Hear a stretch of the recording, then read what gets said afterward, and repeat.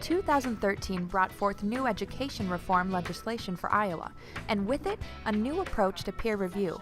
In an effort to align with the law, and more importantly, in working to use collaboration to enhance the effectiveness of our instruction in the district, every teacher will now have additional opportunities to share their own practices and get feedback from their colleagues in the classroom.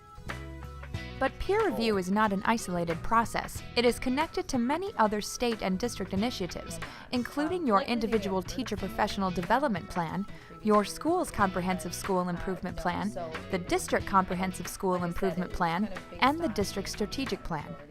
Together, each of these items play a role in helping us move to new levels of student achievement. And here's how the peer review process works. In self-selected groups of no more than 4 colleagues, participants will go through a defined process that inspires a safe, open, and collaborative conversation. You want to move on to your next unit and keep things moving, but this dialogue allows each member to act as a tool in identifying the areas of growth within our own teacher's instruction. One group member is selected as the presenter, while the others take the role as the peer review members. Chosen by the presenter, a class project or unit is guided through the 4 critical questions of learning that the presenter then clearly states and answers. All right, so critical question of learning. Number 1, what is it I expect my students to learn? So I expect my students to learn 3 basic things here, but it all comes back to learning how to apply and use the heredity vocabulary that they learned in a previous lesson. The presenter then continues to the remaining questions. How will I know when my students have learned it? How will I respond when my students don't learn it? And how will I respond when my students already know it? Peer review members only listen during the presenter's 10-minute assessment of the 4 critical questions of learning. It's in the next 5 minutes where the peer review members get the opportunity to respond with clarifying questions. This portion is meant to offer a better understanding of the instruction in relation to the 4 critical questions of learning. Kelly, when you talked about your struggling students going online for an extra activity, is that something that you would have them go home and do, or is that something that you would take them to a lab or do in class? In answering, the presenter gives short, refined explanations that oftentimes are nothing more than a simple sentence. Ideally, I would have them use tablets, but I don't have those, so I would probably offer up my laptop and have them do it. It's just a couple minutes long. It might be easy here for the presenter to elaborate on their responses, but it's important that they do wait until their opportunity to respond later in the process.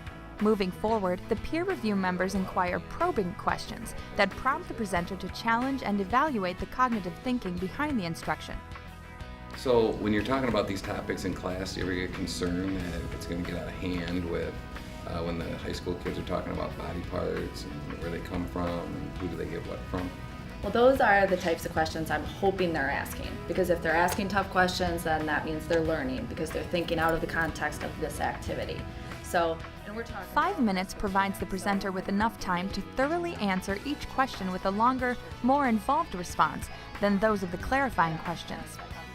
Now with feedback, the presenter takes 10 minutes to reflect out loud with the peer review members and make the connection from the areas of improvement to the exploration of how they could modify their instruction. After hearing all your questions, you guys keep bringing up, asking about that online activity, that just short little tutorial.